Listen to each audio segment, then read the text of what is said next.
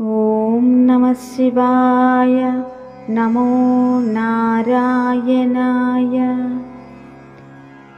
స్తోత్రదర్శిని ప్రేక్షకులకందరికీ కార్తీక మాస శుభాకాంక్షలు. కార్తీక మాస విశిష్టత: స్నాన దాన జపాలు, పూజలు, ఉపవాస వ్రతాలు, దీపాలు వెలిగించడం, వనభోజనాలు వంటి వాటిని చేయటం వల్ల జన్మ జన్మల పాపాలను ప్రక్షాళన చేసి అనంతమైన పుణ్య ఫలాలను ప్రసాదించే మహిమాన్వితమైన మాసం కార్తీక మాసం. చాంద్రమానం ప్రకారం కార్తీక మాసం 8వది, శరదృతువులో 2వ మాసం. ఈ మాసంలోని పౌర్ణిమ నాడు చంద్రుడు కృత్తికా నక్షత్ర సమీపంలో సంచరిస్తూ ఉండటం వల్ల ఈ మాసానికి కార్తీక మాసం అని పేరు వచ్చింది. న కార్తీక సమో మాసః న దేవం కేశవాత్పరం న చ వేద సమం శాస్త్రం న తీర్థం గంగాయాస్తమం అని స్కాంద పురాణంలో పేర్కొనబడింది. అంటే కార్తీక మాసానికి సమానమైన మాసము లేదు, శ్రీ మహావిష్ణువుకు సమానమైన దేవుడు లేడు, వేదముతో సమానమైన శాస్త్రము లేదు, గంగతో సమానమైన తీర్థము లేదు అని అర్థం. శివునికి ప్రీతిపాత్రమైన మాసం కార్తీక మాసం. ప్రతి ఏటా దీపావళి వెళ్ళిన మరుసటి రోజు నుండి అతి పవిత్రమైన కార్తీక మాసం ప్రారంభమవుతుంది. ఈ మాసంలో భక్తులంతా నిత్యం బోళా శంకర నామాన్ని స్మరిస్తూ ఉంటారు. పురాణ కాలం నుండి ఈ మాసం ఓ ప్రత్యేకతను సంతరించుకుంది. హరిహరాదులకు ప్రీతిపాత్రమైన ఈ మాసంలో భక్తకోటి యావత్తు కఠిన నిష్ఠతో చేపట్టే నోములకు ఎంతో ప్రాధాన్యము ఉంది. ఈ మాసంలో పాడ్యమి, చవితి, పౌర్ణమి, చతుర్దశి, ఏకాదశి, ద్వాదశి తిథుల్లో శివపార్వతుల అనుగ్రహం కోసం మహిళలు పూజలు చేస్తుంటారు. హరిహరాదులకు ప్రీతికరం కార్తీక మాసం. మన భారతీయ సంస్కృతిలో కార్తీక మాసం వచ్చింది అంటే ఆ నెల రోజులు పండుగ దినాలే. అందులోనూ కార్తీక మాసం ఈశ్వరారాధనకు చాలా ప్రముఖమైనది. దేశం నలుమూలలా ఉన్న వివిధ ఆలయాల్లో రుద్రాభిషేకాలు, రుద్రపూజ, 1,00,000 బిల్వ దళాలతో పూజలు, అమ్మవారికి 1,00,000 కుంకుమార్చనలు విశేషంగా జరుపుతూ ఉంటారు. అలా విశేషార్చనలు జరిపే భక్తులకు సదాశివుడు ప్రసన్నుడై కొంగు బంగారంలా సంతోషం కలిగిస్తాడు. కాబట్టి ఆ స్వామికి ఆశుతోషుడు అనే బిరుదు వచ్చింది. ఓం నమస్తే అస్తు భగవన్ విశ్వేశ్వరాయ మహాదేవాయ త్రయంబకాయ త్రిపురాంతకాయ త్రికాగ్నికాలాయ కాలాగ్నిరుద్రాయ నీలకంఠాయ మృత్యుంజయాయ సర్వేశ్వరాయ సదాశివాయ శ్రీమన్మహాదేవాయ నమః. ప్రతి ఈశ్వరాలయాల్లో ఆ రుద్రనమకం మంత్రభాగం మారు మోగిపోతూ ప్రతిధ్వనిస్తూ ఉంటుంది. హిందువుల గృహాలలో ఆదిత్య, అంబికా, విష్ణు గణనాథం, మహేశ్వరం అనే పంచాయతన దేవతలను విశేషంగా ఆరాధిస్తారు. ఈ కార్తీక మాస మహత్యం గురించి పూర్వం నైమిషారణ్య ఆశ్రమంలో శౌనకాది మహామునులందరికీ సూత మహాముని ఎన్నో విష్ణు భక్తుల చరిత్రలు, విష్ణు మహిమలను వినిపించే సమయంలో, ఓ సూతముని శ్రేష్ఠ, కలియుగంలో ప్రజలు సంసార సాగరం నుండి తరింపలేక అరిషడ్వర్గాలకు దాసులై సుఖంగా మోక్ష మార్గం తెలియక ఎన్నో ఈతి బాధలు అనుభవిస్తున్న ఈ మానవులకు ధర్మాలన్నింటిలో ఉత్తమ ధర్మమేది? దేవతలు అందరిలోనూ ముక్తి నొసగు ఉత్తమ దైవమెవరు? మానవునికి ఆవరించి ఉన్న ఈ అజ్ఞానాన్ని రూపుమాపి పుణ్యఫలం ఇచ్చే కార్యమేది? ప్రతి క్షణం మృత్యువు వల్ల వెంబడింపబడే ఈ మానవులకు మోక్షం కలిగించు చక్కని ఉపాయం చెప్పమని వారు కోరారు. ఆ ప్రశ్నలను విన్న సూతముని, ఓ మునిపుంగవుల్లారా, క్షణికమైన సుఖభోగాల కోసం పరితపించుతూ మందబుద్ధులు అవుతున్న మానవులకు ఈ కార్తీక మాస వ్రతం హరిహరాదులకు అత్యంత ప్రీతికరమైంది. దీన్ని ఆచరించడం వల్ల సకల పాపాలు హరింపబడి మరుజన్మలేక పరంధామం పొందగలరు. ఈ మాసం హరిహరాదులకు అభేదం. ఈ మాసంలో వచ్చే సోమవారాలు చవితి, ఏకాదశి, ద్వాదశి, పౌర్ణమి అత్యంత పుణ్యప్రదమైనవి. నెల అంతా సాధ్యపడని భక్తులు కనీసం ఆయా రోజులలో పవిత్ర పుణ్య నదీ స్నానం ఆచరించి ఉపవాస దీక్షలు చేస్తూ మహాన్యాసపూర్వక మహారుద్రాభిషేకాలు, 1,00,000 బిల్వార్చనలు, 1,00,000 కుంకుమార్చనలు, లలిత విష్ణు సహస్రనామ పారాయణలు, ప్రతి నిత్యం ఉభయ సంధ్యలలో దీపారాధన చేసేవారికి విశేష పుణ్యఫలం లభిస్తుంది. ఈ కార్తీక మాసం 30 రోజులు ఆచరించిన వారికి అనంత కోటి పుణ్యఫలం లభిస్తుందని చెప్పబడింది. ఇందులో అత్యంత మహిమాన్వితమైన కాలం ప్రదోషకాలం. ఈ ప్రదోషం 4 విధాలుగా మహాత్ములు వివరిస్తూ ఉంటారు. నిత్య ప్రదోషం, పక్ష ప్రదోషం, మాస ప్రదోషం, మహాప్రదోషం అని చెబుతారు. కొందరు నిష్ఠాపరులు ఈ కార్తీక మాసమంతా పుణ్య నదీ స్నానం ఆచరిస్తూ ప్రతి నిత్యం హరిహరాదులను పూజిస్తూ పగలు అపక్వాహారం అంటే వండని ఆహారం, పాలు పండ్లు స్వీకరించి సాయంత్రం భక్తితో కార్తీక దీపారాధనలు పూజలు చేసి నివేదించిన అన్నాన్ని రాత్రి భుజిస్తూ ఉంటారు. ఇలా ఈ కార్తీక వ్రతాన్ని నిత్యం ఆచరిస్తారు. ఇక ప్రదోషకాలంలో పరమేశ్వరుడు ఏకకాలంలో 2 రూపాల్ని ప్రదర్శిస్తూ ఎడమ భాగాన పార్వతి, రెండవ భాగంలో పరమేశ్వర రూపంగా అర్ధనారీశ్వరుడిగా దర్శనమిచ్చే కాలం ఈ ప్రదోషకాలం. ఆ ప్రదోష సమయాల్లో ఆ తల్లి అధ్యక్షురాలుగా అధిరోహించి ఉండగా పరమేశ్వరుడు పరవశించి తాండవం చేస్తూ ఉంటాడు. ఆ నృత్యాన్ని దర్శించడానికి దేవతలందరూ అక్కడ కొలువుదీరి ఉంటారట.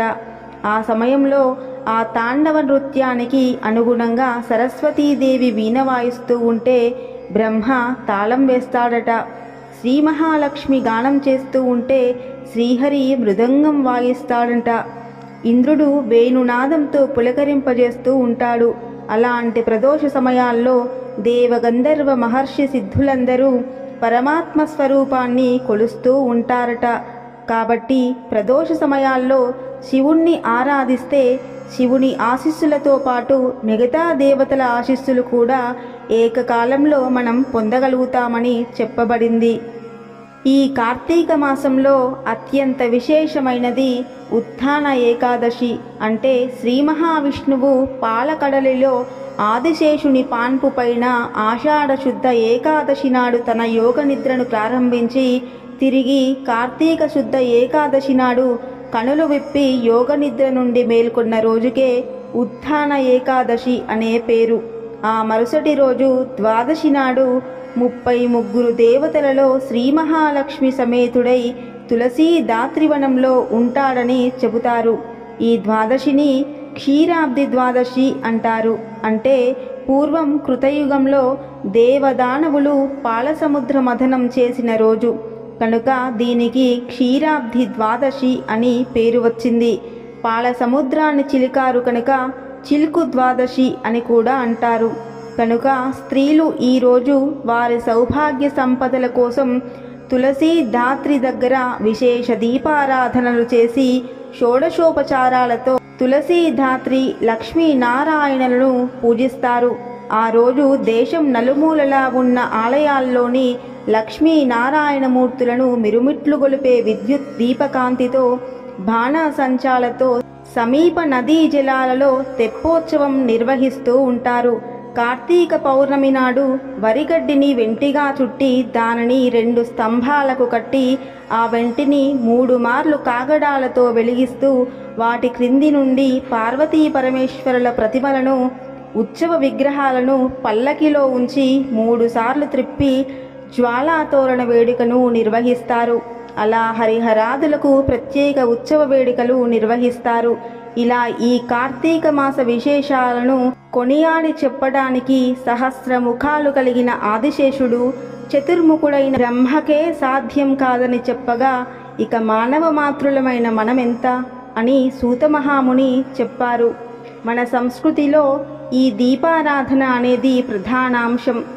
ఈ దీపదానంలో ఆవు నెయ్యి ఉత్తమమైనది, మంచి నూనె మధ్యమం, ఇప్ప నూనె అధమం, ఇతర నూనెలు అడవిలో పుట్టిన నూనెలు అధమాతి అధములు. ఆవునేతి దీపారాధన శ్రేష్టం.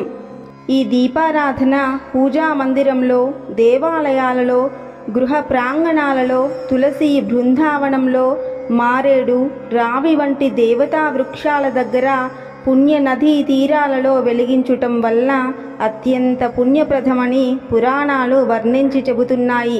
ఈ మాసంలో సమీప వనంలో బంధువులు, స్నేహితులతో కలిసి ఉసిరి చెట్టును పూజించి సాత్విక ఆహారంతో వనభోజనాలు చేస్తూ ఉండటం మంచిది. అందువల్ల మన జీవన గమనంలో మంచి ఆహ్లాదంతో పాటు అన్నదాన ఫలితం కూడా లభిస్తుంది.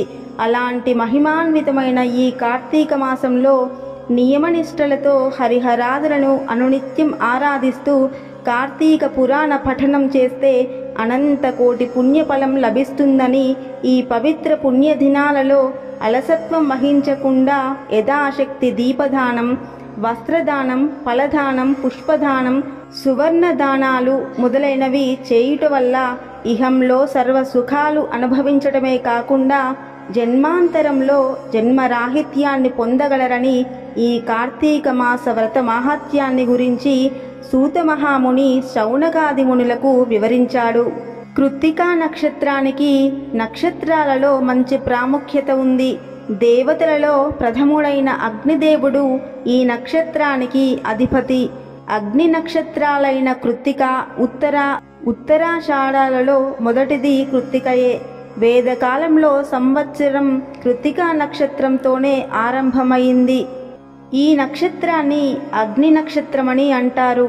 అగ్ని 6 ముఖాలు కలవాడు. కృత్తికలు కూడా 6 నక్షత్రాలు. ఈ కృత్తికలకి ఒక విశిష్టత ఉంది. అదేమిటంటే కుమారస్వామిని షణ్ముఖుడు అంటారు. అంటే 6 ముఖాలు కలవాడని అర్థం. ఆకాశంలోని 6 కృత్తికా నక్షత్రాలు మాతృమూర్తులై పాలు ఇవ్వగా కుమారస్వామి 6 ముఖాలతో పాలు త్రాగాడు. ఈ విధంగా కృత్తికలచే పెంచబడడంతో కుమారస్వామికి కార్తికేయుడు అని పేరు వచ్చింది. ఈ కారణాల వల్ల కృత్తికలకి ప్రాముఖ్యం కలిగింది. ఈ కార్తీక మాసంలో చెప్పుకోదగ్గ మరో అంశం దీపారాధన. ఈ మాసంలో దేవాలయాలన్నీ దీపాలచే అలంకరింపబడి ప్రజలను ఉత్తేజపరుస్తూ శోభాయమానంగా ఉంటాయి. ప్రతి ఇంటి ముంగిట ఈ మాసాంతం వరకు దీపం వెలుగుతూ ఉంటుంది. కార్తీక మాసంలో స్త్రీలు నదులలో, కోనేటిలో దీపాలు వదులుతారు. ఈ దీపాలు ఆకాశంలోని చుక్కల్లాగా ప్రకాశవంతంగా వెలుగుతూ కన్నుల పండుగను కలుగజేస్తాయి. ఈ మాసంలో స్త్రీలు దీపాన్ని దానంగా ఇస్తారు. దీనివల్ల వారికి ఎనలేని కీర్తి సౌభాగ్యాలు కలుగుతాయని భావిస్తారు. ఈ దీపాలు మనిషిలోని అజ్ఞానమనే చీకటిని తొలగించి జ్ఞానమనే వెలుగును నింపుతాయి. కార్తీక మాసంలో గంగా, గోదావరి, కావేరి, తుంగభద్రాది నదులలో స్నానం చేస్తే అత్యుత్తమం. గంగా నది కార్తీక మాసంలో నదులన్నింటిలో ద్రవరూప సన్నిహితయై ఉంటుంది. శ్రీ ఆదినారాయణుడు గోష్పాదమాత్ర ప్రదేశంలో జలములో సన్నిహితుడై ఉంటాడని వేదాలు చెబుతున్నాయి. కాబట్టి సముద్రకామి అయిన నదీ స్నానం అత్యంత పవిత్రమైనది. నదీ స్నానానికి అవకాశం లభించకపోతే కాలువలో గాని, చెరువులో గాని, కూపం దగ్గర గాని సూర్యోదయం స్నానం చేయాలి. తరువాత మడిబట్టను ధరించి ముందుగా భగవంతుణ్ణి స్మరించుకోవాలి.